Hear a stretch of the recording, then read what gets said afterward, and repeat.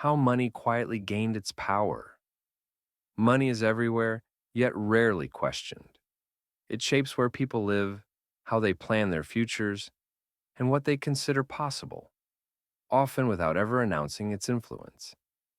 Most of the time, money doesn't feel powerful, it feels ordinary. And that ordinariness is precisely how it gains so much control over everyday life. For much of history, money had a limited role. It was a tool for exchange, a way to measure value, a convenience, not a force. Economic life revolved more around production, land, and labor than abstract systems. Money helped transactions happen, but it didn't dictate outcomes. People worried about harvests, trade routes, and stability, not monetary policy or credit cycles. Money existed inside life, not above it. Over time, money began to change. As economies grew more complex, money stopped being just a medium and became a framework. Banking systems expanded. Credit emerged as a growth engine. Governments began managing money to stabilize economies. This wasn't a conspiracy or a takeover. It was an adaptation. As societies grew larger and more interconnected, money became the organizing language that held everything together. And quietly, that gave it influence. At a certain point, stability stopped coming primarily from production or ownership.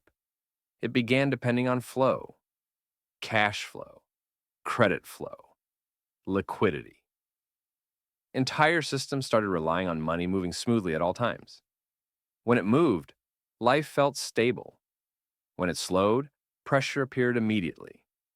This shift made money less visible, but more powerful.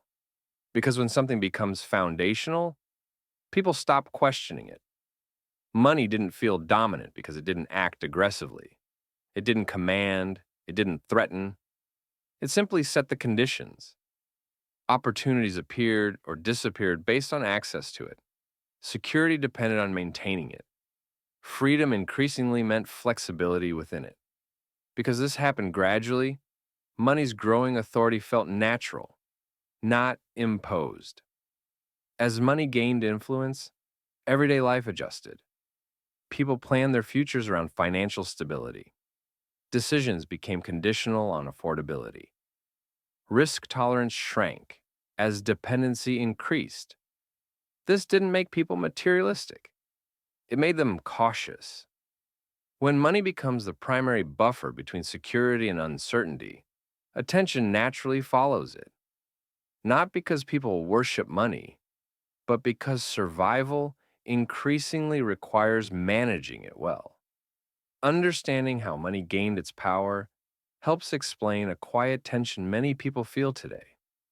Not because money is evil, not because systems are malicious, but because when a tool becomes a foundation, it shapes behavior in ways that are hard to notice from inside. Money didn't seize power, it accumulated it, slowly, quietly, and almost invisibly. Money didn't become powerful overnight. It became powerful by becoming necessary. And recognizing the difference helps explain why so many aspects of a modern life feel constrained, even when nothing appears to be wrong on the surface.